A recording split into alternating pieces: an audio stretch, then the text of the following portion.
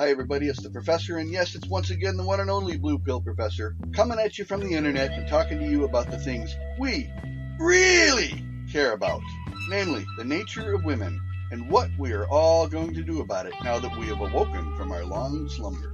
Been dazed and confused for so long, it's not true. Wanted a woman, never bargained for you. Lots of people talking, few of them know. Soul of a woman was created below. And this week, we return to that question and ask once again whether a woman's soul was truly created below. So we turn to Holy Scripture, and specifically the religion of Hindu, which has a number of sacred texts which I can't pronounce, but I'll do my best. In the sacred Hindu text, the Mahabharata, it is written, O best of the Bharatas, I wish to hear thee discourse on the disposition of women. Women are said to be the root of all evil. Bhishma said, I am unable myself to answer, being a woman, to speak ill of women. Thou knowest what women are, and with what nature they are endowed. Then the Aspara Panchachuta of sweet smiles consented to answer Neruda's question. She then addressed herself to mention what the true and eternal faults of women are. Panchachuta said, even if she is high-born and endowed with beauty and possessed of protectors, women wish to transgress the restraints assigned to them. The fault truly stains them. O Narada, there is certainly nothing else that is more sinful than women. Verily, women are the root of all faults, the root of all evil. And once again, there you have it. Out of the mouth of Holy Scripture and into the brain of Robert Plant and Led Zeppelin. Today we're going to talk about displays of value, and as promised several weeks ago, we're finally going to get to play the shit test game, and we'll start with that. A shit test, as you know, typically manifests as a disrespectful tone or attitude, and in most cases the proper response to a shit test is to ignore it. But the bottom line, passing a shit test requires you to be emotionally stoic in most cases. And then we talked about comfort tests, and we noted that a shit test typically takes the form of a disrespectful tone or an attitude, often with a sharp, demanding, critical voice inflection, while a comfort test is often in a whiny, pleading, and supplicating tone. And we further reviewed that the proper response to a comfort test typically is to take her into your arms and provide some comfort to her. So the key is being able to distinguish between a comfort test and a shit test. So I thought it might be fun to work on some real-world examples. I have recorded my wife's unaltered voice, and the next voice you hear will be hers. Your task is to identify whether the short phrase she utters is a shit test or a comfort test. So let's begin.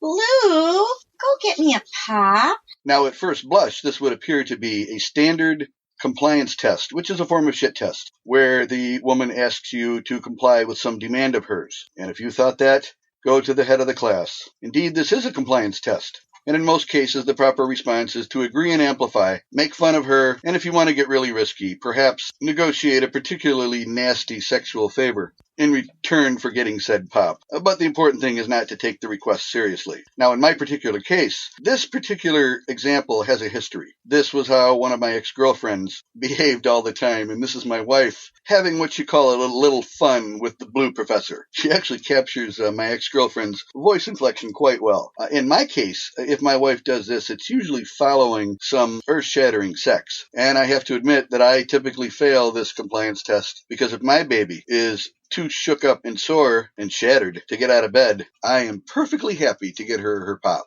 However, be aware, in most cases, that is not the proper answer, and it may not even be the proper answer in my case. So, bottom line, compliance test. If you respond, she may be happy for a few seconds, or a few minutes, or a few hours, but she is going to absolutely lose a little bit of respect for you. So don't be schizophrenic, don't be an a-hole about it, but in most cases, a compliance test like this is an opportunity for you to show her the in-charge man that you are. And we'll do one more before moving on with the topic of the day. And guys, welcome to my world. Hey, you were supposed to clean out the garage. You will hopefully note the significantly changed voice inflection with that example. This is also a form of compliance test, demanding you to do a task, made by a bitchy, belligerent woman. If you comply with that tone, this would be an enormous display of low value. I think in this case, in most cases, You need to take charge of the situation and put a stop to this tone. And I would typically respond to that tone with, hey, you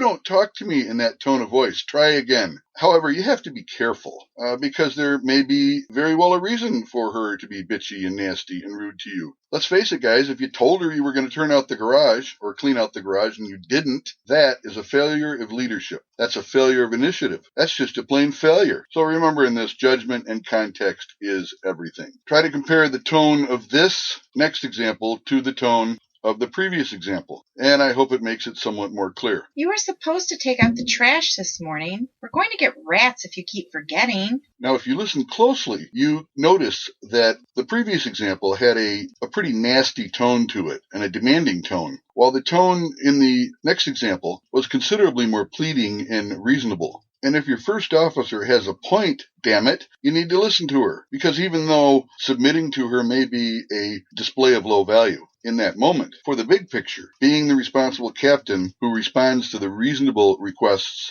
of his first officer is the ultimate display of high value. So let's move on to displays of value. This is chapter 9 of my book, Saving a Low-Sex Marriage, A Man's Guide to Dread, Seduction, and the Long Game. And I begin the chapter with a discussion of what is really the bottom line in female attraction. And that's one word, dominance. And that is what we are going to do. We are going to start displaying dominant traits that activate your wife's physical, emotional, and psychological arousal triggers. And in this podcast, we will touch on the topic of displays of high value and displays of low value.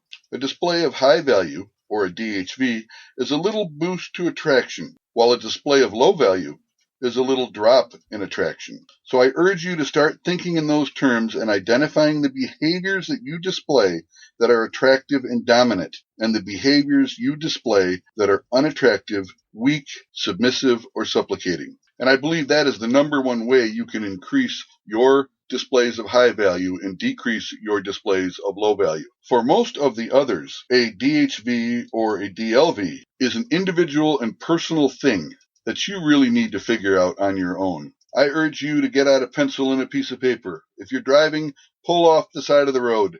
Get out a pen and a piece of paper and write down 20 of your behaviors that are displays of high value.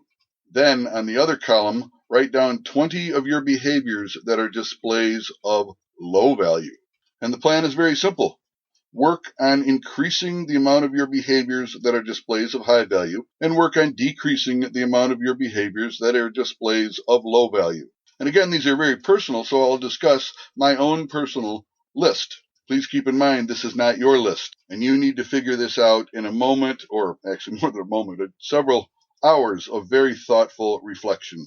And also, guys, don't ask your wife about this seriously. So here are the Blue Pill Professor's common displays of low value in my life. Number 1, I lose my temper. Number 2, freak out under pressure. Number 3, lose personal items, keys, wallet. Number 4, complain about physical problems. Number 5, complain about work. Number 6, showing too much attention and affection, like a pathetic puppy. Number 7, which is on everybody's list, failing shit tests. Number 8, reacting negatively to a denial of sex. And let me just insert here, guys, that is one of the worst displays of low value you can make. It will destroy sexual attraction with your wife if you are unable to maintain outcome independence in the face of a denial, because she will see it like a little boy begging for his candy. And women cannot help but find that horribly unattractive. Number 9 for me, smoking weed during the day. Don't want to do that. Number 10, go to bed late, sleep in late. Pretty pathetic when you think about it. Number 11, getting drunk. Again, pretty pathetic when you think about it. Number 12, failing to follow through on promises or assurances. 13, overexuberance, and I would add a loss of stoicism, especially while recounting my day. As you may have guessed, number 14, talking too much. 15, talking too fast. 16, jerky eye movements. And believe it or not, one of the goals in seduction is to not scare the cat, and you do that by smooth movements, including your eyes. Jerky movements and jerky eyes are very unattractive to women. Number 17, dressing down. 18, sitting on the couch. 19, seeking emotional validation from mommy, aka my wife. And 20, failing to set reasonable boundaries. So I made this list, posted it on my office wall, and resolved to get a little bit better with all of them, and I believe that I have. This is my personal list of displays of high value that I would like to show more of, and am working on increasing. Number 1, positive attitude. Number 2, affirming demeanor. Number 3, I'm pretty smart and well educated. Number 4, act decisively. Number 5, make intelligent decisions. Number 6, make educated and learned decisions. Number 7, project an aura of being busy and in demand, whether it's true or not. That's actually number 7 and number 8. And number 9, maintain emotional stoicism. Number 10, build a psychologically strong frame. Number 11, show experience and wisdom. 12, increase emotional stoicism. 13, act confident and fake it before you make it. 14, don't do it half-fast or half-assed. 16, maintain smooth, calm gait and eye movements. 17, set reasonable boundaries and calmly enforce them. 18, escalate continually and kino with confidence. 19, set a good example as a father. 20, love the wife and kids enough to discipline them. Now, as you can see, my situation is unusual. Most of you will have displays of value that include things like supporting the family and bringing home the paycheck. But as I've explained in the past, my wife makes most of the money in our house. So make your own list and work off those, gentlemen. And again, I caution you, don't be weird or psychotic about this. Don't make it forced or unnatural. Don't do it all at once. Just be aware of these behaviors and how they impact your sexual desirability. Start thinking in those terms and work on increasing the behaviors that are displays of high value and decreasing the behaviors that are displays of low value. And next week, I will spend some time talking about some boilerplate displays of high and low value, which work in every case, or almost every case. So thank you very much for listening. Like, share, subscribe, and comment below. And gentlemen, that music means my time is up, and as always, I leave you with the words and wisdom of Mr. Robert Plant and Led Zeppelin. But now's the time to look and look again at what you see. Is that the way it ought to stay?